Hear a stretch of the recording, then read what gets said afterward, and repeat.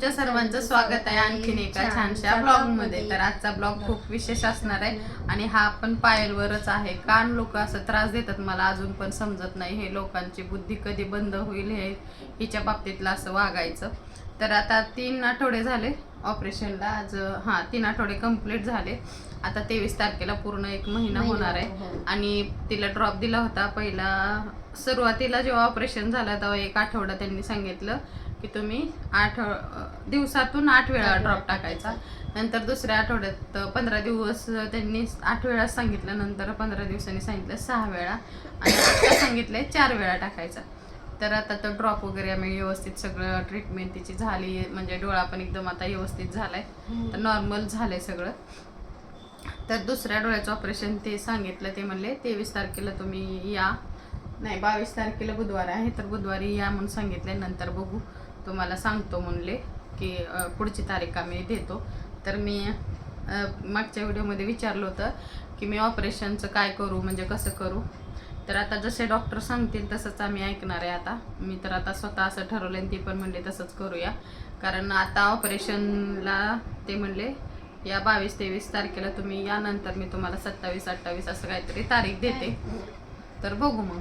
तर आज पायल दुकानला गेली होती, तर खूप दिवसांनी म्हणजे 3 आठवड्यातून एकदा ती आता खाली पण जायला लागली, जाते कधी काय आणायचं असेल तर। आणि आता घरात कोण नसल्यामुळं गरज पडते, कधी मी स्वयंपाक करत असेल तर काय आणायचं असेल तर अर्जंटमध्ये, कधी कोथिंबीर संपली, आपल्या मिडल क्लास लोकांना काय असतं तेच हे आण ते आण ते आण। तर ही गेलती आज दूध आणायला, मी दूध आणायला गेले होते आणि दुकानात अशी गर्दी होती, तर ती घ्यायचं काय म्हणते त्याला, तिला हसायलाच येते आधी, मला हसायला पण येतं आणि त्यांचं मला हे होतं की दुकानात हे घ्यायचं ना, जे सामान घ्यायचं ते घ्यायचं ना, ते नाही घेतलं, ते माझ्याकडे बघायला आणि माझ्याकडे बघून अशी हसते, मग तू एवढी कशी काय काळी आणि जर ते लोक इथंच आहेत, इथलेच लोक आहेत। आणि ती बाई नवीन आली होती वाटते इथं राहायला, कुठेतरी आसपास आली असेल, भाड्याने आली नवीन राहायला। तर ती तिला विचारते डायरेक्ट दुकानामध्येच विचारते की तू एवढी काळी कशी आणि तुझ्या डोळ्याला चष्मा का लागलाय। आता ऑब्विसली काळा चष्मा लागलाय म्हणल्यावर डोळ्याचं ऑपरेशनच झालं असणार ना, तर कसं काय ग झालं आणि ते बायकांमध्ये सांगायला लागले, त्यांची चर्चा करायला लागले। मग मी पण बोलले, उलट बोलले, मग का तुम्हाला काय करायचंय। मी रागाने उलट बोलून घरी आली, घरी आल्यावर थोडंसं बसली आणि थोडंसं तिला आलं रडायला। तिला म्हणलं रडायचं नाही, मी तुला सांगितलंय ना, कोणी काही म्हणलं तरी कोणाकडे लक्ष द्यायचं नाही, कोणी असेच भुकणारे भुकत असतात, ते भुकू दे। कितीतरी लोक, आता काही लोक किती छान कमेंट करतात, काही लोक एखादं तर कसं असतं 100मध्ये एखादं तरी असतंच खराब। सगळेच आपल्याला चांगले लोक मिळतील असं नाही, आपल्याला सगळ्या लोकांशी सामना करावा लागते। जगात चांगले पण लोक आहेत तेवढेच आणि वाईट पण तेवढेच आहेत, मग आपण काय चांगल्याकडे लक्ष द्यायचं का वाईटाकडे। तर काही लोक वाईट बोलल्यामुळं पण आपण चांगलं शिकतो। आता काही जण मला वाईट कमेंट करतात, त्याच्यामुळं माझं काय होतं, चांगलं होतं, मी लक्ष नाही देत, असं वाटतं चला हाय असे विचार करणारे पण लोक आहेत, आपण अशा पण लोकांकडे लक्ष नाही दिलं तर ते जास्तच करतात, त्यांच्याकडे लक्ष नाही दिलं, इग्नोर केलं की बरोबर ते शांत होऊन जातात। आणि हसायला लागलं मला बघून, मला एवढं हसण्यासारखं काय म्हटलं, एवढं काय हसायला झालं म्हटलं, दात काढायला लागलो, मला आलं राग, मी बोलले उलट, म्हणजे तुम्हाला काय करायचंय म्हणलं। मी तिला तरी पण मग सांगत असते मोठ्या माणसांना उलट बोलायचं नाही, पण काही लोक असं करतातच की मग त्यांना उलट बोलायला लागतं, भाग पडतं। ही बोलली तरी पण मग नंतर असं वाटत होतं की जाऊन तिला भांडावं, पण प्रत्येकाला तर मी उत्तर देऊ शकत नाही, मग जाऊ दे। सकाळी आज पहिल्यांदा खाली गेले तर सगळं अशी तोंडाकडे बघायला लागली, अशी बघायला लागली आणि आम्ही जात असलो ना हॉस्पिटलला, मग ते स्कार्फ वगैरे बांधून जात असतो घेऊन तिला। पण आता काय झालं, तिला म्हणलं आता चष्मा घालून तू खाली जाऊ शकते, आता किती दिवस तू घरात पण बसणार ना, आता घरातून बाहेर कधीतरी गेलंच पाहिजे। भावाकडेच गेलतो आम्ही एकदा, त्याच्यानंतर आजच ती खाली दुकानला गेली, नाहीतर असं दुकानला पण आम्ही तिला पाठवत नाही, कशालाच पाठवत नाही, शक्यतो ती घरीच असते। आता पार्लरचं पहिलं जॉब करत होती तेव्हा जात होती, पण आता हे डोळ्याचं झाल्यापासून घरीच असते। तिला म्हणलं रडू नको, तुला वाईट वाटलं तरी वाटून घेऊ नको, तिचे पप्पा पण तिला समजून सांगत होते। आणि सकाळी आम्ही तिघंच असतो घरी, रोहन आमचं सकाळी जातो। तर आज मी मस्त अशी इडली बनवली, ती म्हणलं रडायचं नाही, लढायचं आणि मस्त इडली खायची म्हणलं। मग ते मस्त आम्ही इडली सगळ्यांनी खाल्ली, आमच्या हो गेले, ते म्हणले तिला सांग तिला परत दुकानला पाठवू नको, जाऊन दे काय झालेलं झालं। आणि परत म्हणलं ती बाई कधी दिसली तर मला सांग म्हणलं, कधी आम्ही सोबत दोघी जणी गेलो दुकानला किंवा कशाला बाहेर खाली गेलो तर ती बाई जर कधी दिसली तर मला सांग, मग मी तिला बरोबर उत्तर देते. हे काय द्यायचं आणि काय बोलायचं ते तिला मी बरोबर सांगते. मग ती घरी आल्यावर मला अशी म्हणली पायल की मी काय आता घरातच बसून राहू का, मी काय घराच्या बाहेर जायचं नाही का, लोक असे म्हणतात. तर मी म्हणलं ठीक आहे, बिनधास्त जायचं. अजून 1 आठवड्यावर तुला गॉगल घालायचं आहे आणि परत अजून एकदा डोळ्याचं ऑपरेशन झाल्यानंतर परत अजून 1 महिनाभर घालायचं आहे. मग म्हणलं तू ह्याच्यासाठी तुझी तयारी ठेव, कारण कधीच एक सलग ते आठवड्यात किंवा 15 दिवसात असं लगेच ऑपरेशन करत नाही डोळ्याचं, 1 महिन्याच्या गॅपनीच करतात. म्हणलं आता तुला हे 2 महिने तिच्यासाठी खूप कठीण आहेत. 1 महिना तर आता गेला, याच्यातून आम्ही पार पडलो.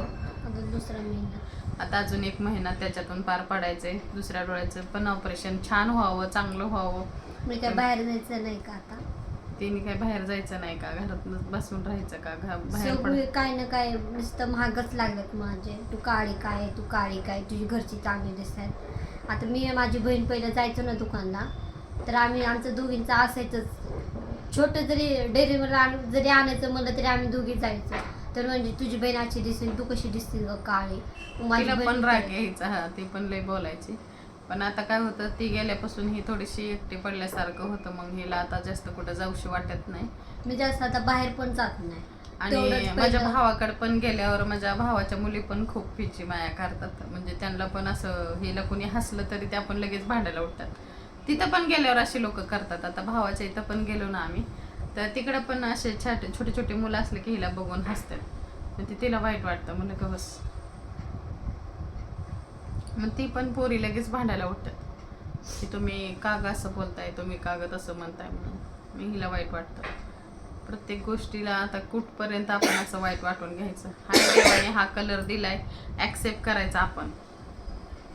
आता काही लोक मला म्हणले, काहींनी अशी कमेंट केली ती मला की एका बाईनीच कमेंट केली ती की तुम्ही तिला ऍक्सेप्ट केलं नाही.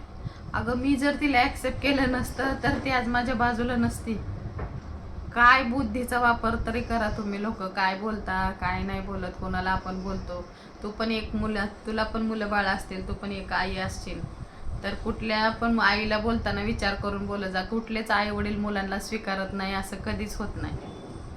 कसल्याही मुलं असू दे, ते आई वडील त्या मुलांना बरोबर स्वीकार करतात. अपंग असन तर सुद्धा लोक सांभाळतात. आता आमच्या इथंच आहे कितीतरी गावी माझे सख्खे चुलत दीर आहेत, ते अपंग आहेत. मग त्यांनी काय टाकून दिले का त्यांना? सांभाळतात की, किती छान सांभाळतात. त्यांना मस्त गाडी घेतली, ते मस्त फिरतात, ते एकदम छान बोलतात, पण ॲक्टिव्ह आहेत. फक्त पायाने पोलिओ झालेला आहे कधी त्यांना, तर ते अपंग आहेत पायाने. आणि ही बाई कुशाल नालायक मला म्हणते तुम्ही मुलीलाच ऍक्सेप्ट केलं नाही, तुम्ही ऍक्सेप्ट केलं नसतं तर मी तर इथं नसते मी. आणि तिला माहिती आहे आम्ही तिच्यासाठी काय करतोय ते. तू सांगायची गरज नाही, सांगायची कोणी गरजच नाही. माझे आई बाप किती माझ्यासाठी करतात ना. हा, आणि उलट आमच्या घरामध्ये त्या दोन मुलांपेक्षा हिच्याकडे जास्त लाड असतो. लाड तर सोड, पण तिच्याकडे जास्त केअर हिची केली जाते. आणि हिच्यापेक्षा ती दुसरी मुलगी आहे लहान, तिला जास्त सांभाळलं नसतं, म्हणजे तिची जास्त काळजी घेतली नसेल एवढी हिची काळजी घेतली. आणि ही म्हणती मला, हिला अक्कल नसल्यासारखी ही बाई बोलते कुशाल. हिनीच ऍक्सेप्ट केलं नाही. आणि विचार करून कमेंट करत जा ग बाई. तुला काय बोलायचं ना तर जरी मी तुझ्या कमेंटला रिप्लाय देत नसन, मी म्हणते ना माझं मुलीचं का अकाउंट एक आहे, ती मुलगी तुला कमेंटला रिप्लाय देते, मी नाही देत. तर मी नाही तुझ्याकडे लक्ष देत. तुला किती भुकायचं ते भुकत राहतो. तुझं निगेटिव्ह कमेंट तुला करायची सवय लागलेली आहे, तू करते. तिला एकदाच नाही, तुला 10 वेळा जरी समजून सांगितलं तरी तो तिथं येणारच आहे. आणि इथं पण येऊन तू भुकणारच आहे, मला माहितीच आहे. आणि भूक आम्ही नाही फरक पडत. आणि आई बाप तुझेच ऍक्सेप्ट करत नाही, आणि तू सारखेच त्या मुलीला काळी काळी म्हणते. अगं मी म्हणते आम्ही तिला असं बी तिला काळीच म्हणतो ना ग. चला, व्हिडिओ आवडला तर लाईक करा, शेअर करा आणि चॅनलला सबस्क्राईब करा. भेटूया पुढच्या व्हिडिओमध्ये. आजच्या पुरतं एवढंच.